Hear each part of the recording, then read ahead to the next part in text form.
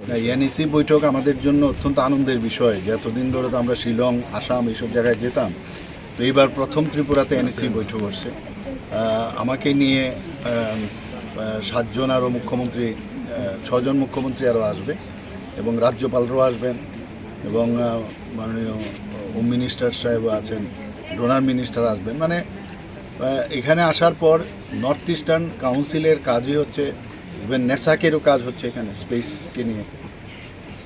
তো সেই বিষয়ে আমরা আমাদের ত্রিপুরার কিসব সমস্যা আছে, বর্ডারের সমস্যা আছে, পোরাস বর্ডার আছে, আমাদের এখানে ডেভেলপমেন্টের বহু ইস্যু আছে, সেইগুলো নিয়ে আমরা কথা বলবো।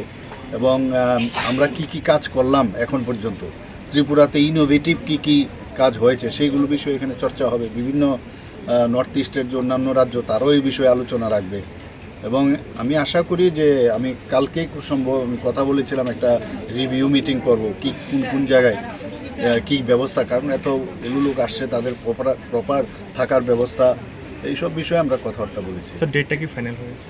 ডেটটা তো খুব সময় 31 আর 1 দুদিনের প্রোগ্রাম।